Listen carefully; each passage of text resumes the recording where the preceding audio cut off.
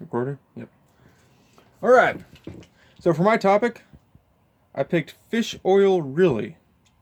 And for the subject, for the 5E portion, I picked extension, which is extending the knowledge of the topic to differing areas. Here are the grade levels and standards. The grade level is going to be 7, and the two standards these are all the standards for the 5Es, but for the ones most particular applicable to the 5E that I chose are this one, are in bold.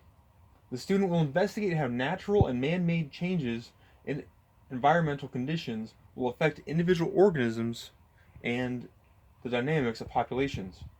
Also, the student will investigate biological issue and be able to defend their position on topics such as animal rights, drug and abuse, viral diseases, genetic engineering, bioethics, biodiversity, population growth, global sustainability, or the origin of life.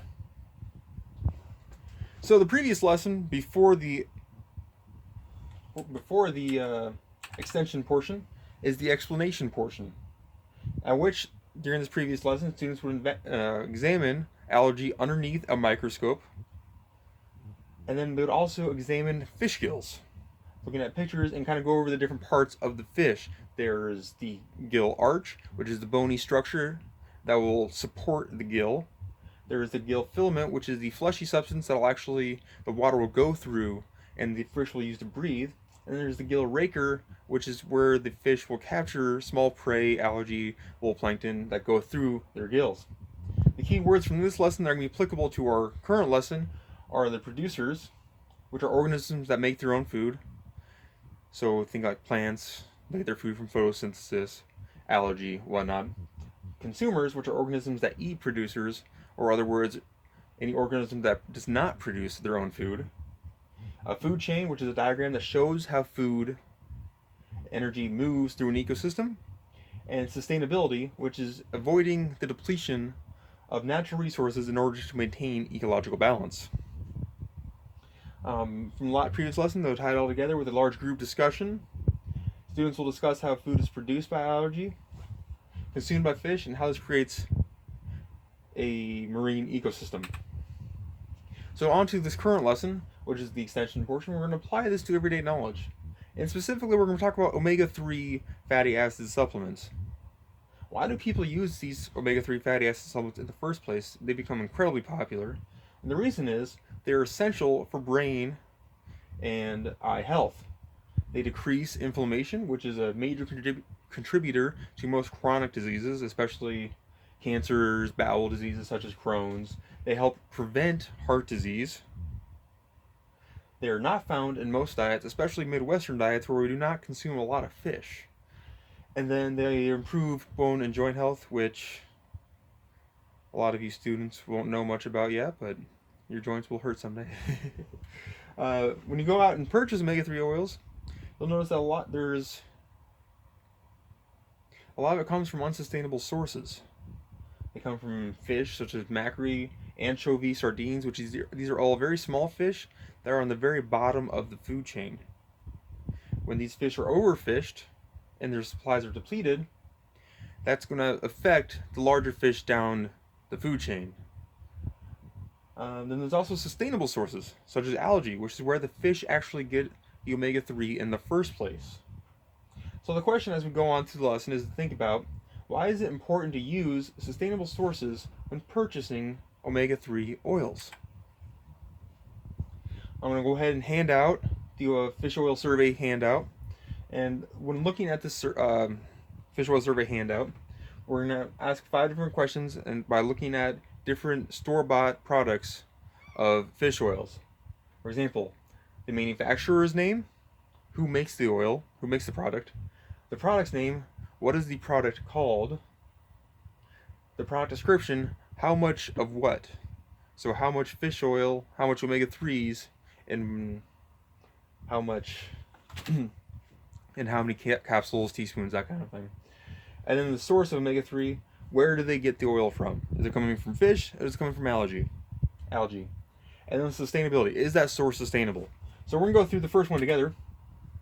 Here we have the first supplement, that you would find on any sort of store,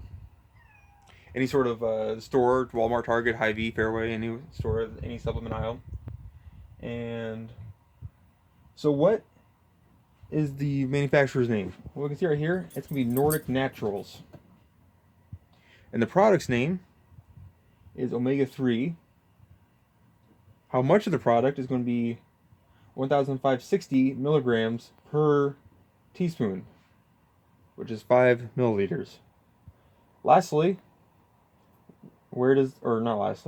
second to lastly, where is the source? You see down here in the ingredient list, purified deep sea fish from anchovies and sardines. Now, class, is that a sustainable source or is it not? You are correct. It is not a sustainable source. Here's another one, which I'll let you guys go through yourself, and then I'll go ahead and open it up and pick on someone to answer the different questions. At which point I would do so. So the name would be Garden of Life. The supplement name would be Supercritical Algae Omega-3. The source, or the amount, would be 500 milligrams in 2 soft gels. And then the source would be algae, which is a sustainable source. And then we'll kind of go through that for all these different ones. Just a bunch of different products. Most of these are going to be fish oil based. And so after the class has gone through all of these, we'll go ahead and conclude. So back to my original question, before we started looking at all these products, why is it important to look for sustainable sources of fish oil? Well, it's important because it helps maintain the ocean's ecosystems. There is also no advantage to choosing fish oil over the algae oil, because the fish do not actually produce the omega-3s themselves. They get it from eating the algae in the first place. So we are just simply cutting out the middleman by farming the algae instead of eating the fish. And then lastly, if we as consumers choose products that are more sustainable, then that will contribute to the producers, these manufacturers that we looked at, producing more of the sustainable sourced product. The markets will trend towards that direction. And then that is my production. I don't think the PowerPoint is going to show up in the video, but hopefully you'll be able to see which PowerPoint I was on. Yeah, thank you.